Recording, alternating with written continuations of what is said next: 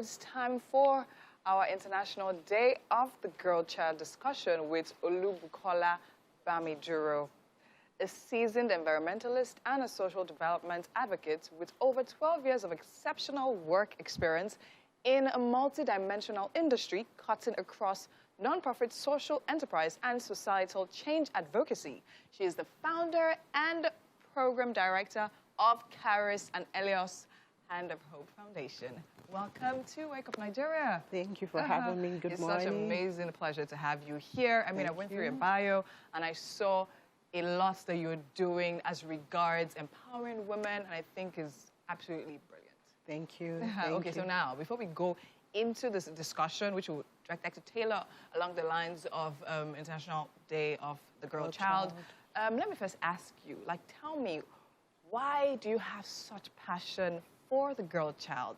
Why are you training thousands of women in crafts making and all of that? Where did it all start from? Well, I have a personal experience and also career-wise. My mother shared with me how she was told to stay back at home because she was a girl, and her elder brother was sent to school and she had to stay back. Okay. So that story actually made me know that, and now although she's late, but she went through school, she trained herself and to the peak of her career. And also from career-wise, going through some communities, I realized that the girl child was actually neglected, and there is a need for us to be able to step in and take control of that. Okay, great. So now tell me about your foundation. Okay, Karis And Eleos Hand of Hope Foundation was birthed to take care of the women and rural women and the girl child. We realized that there's a gap between the boys and the girls. Yeah. And, the theme for this year, digitalization, our generation. Probably before now, we have a lot of men in the STEM. Yes. But thank God that things are changing right now. Women are evolving into that space. And there's a gap for the rural girls. So right now, opportunities are for people living in the urban cities.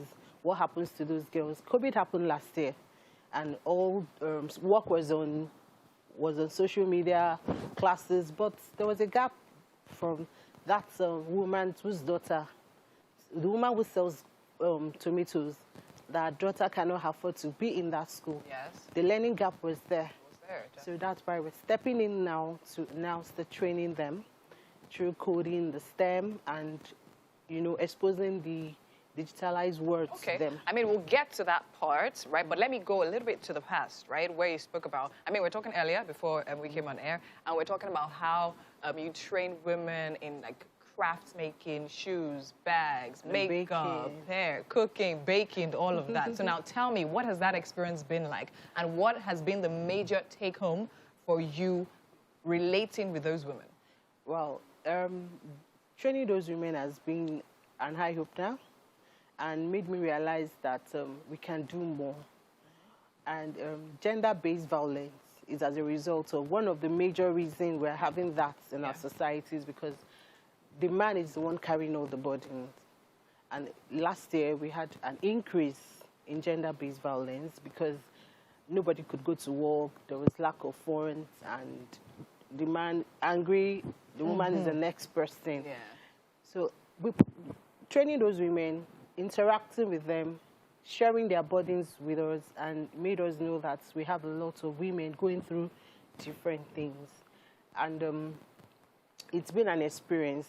Last year we trained 5,000. Yes, 5,000? Yes. What is it like putting such an event together? Well, we started from, from 200 to 250, and last year we did a large number. At once? Yes, okay, no, not at once. Okay. Because of impact.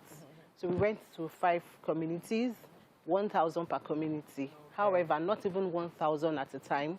They were broken down into cells. Okay, so we're training 250 per week into different skills. So 50-50 every week in different skills. So this training, are they free? Yes, they're absolutely free. Wow. It's been paid for.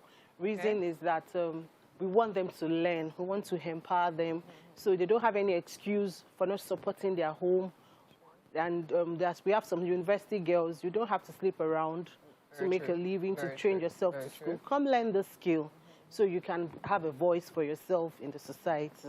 Okay, so now let's talk about the theme for this year, digitalization, Our our generation. I mean, it's very important. I mean, COVID forced us home. Yeah. So literally all we had to do as regards connecting, earning, and like communicating, sharing, all of that had to literally be online and all of that. So now what is your plan for that going forward? Okay, no, so we've identified some rural girls' schools that we've been working with in the past, and they don't have access to this in their school curriculum. So we're going to train them on, because we know that this cannot be a one-off. So it has to be something that has, so we're planning a system for them that they will be trained. So we don't want to also break into the academics. So we're looking for how to incorporate this into their curriculum that will not affect their existing education. So from Monday, we're doing the awareness so we've been to some rural communities. So we're going back there where we have, so these girls can know about this thing and also help their parents. Yes. So, you know, if a girl knows about coding, she could set a platform for our mom who is selling whether the puff-puff or the donuts, to put her product, or the mother making liquid soap, to help her put her product online. And also make more money for the family. So that's how. Okay, so now the entry, have they say registering and all of that, or you're here to start? Okay, it's still in the process. Okay. So we have about 5 rural communities. We are approaching their school.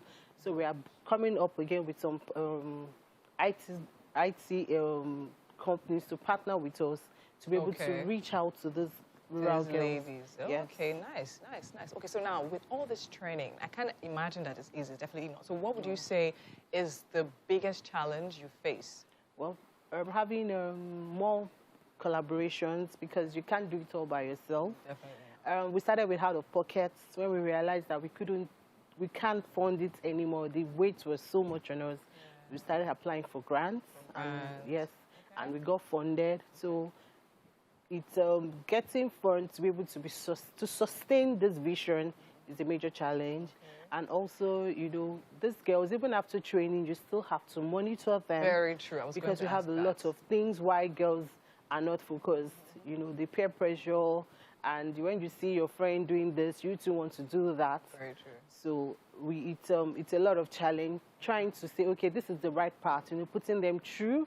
And also funding is another major. So we are open for collaboration, international collaboration. Yes. I mean, but what has been the response from people, organizations so far? I mean, I know, like, I mean, you can't get enough help. Do you understand? But like so far, how have they come in? Are they eager to help, considering the fact that you guys actually do this thing for free for these ladies, for these communities? Yes, I don't know if I'm able to mention the name of organization that helped us. You can't. So we've been able to have an international donor. So, and we're writing and other little partnership and collaborations. We've been able to get some, but we're still open to more. Okay, awesome. Thank you so much. You're doing such great work, and it's an absolute pleasure to have you on the show. Thank you.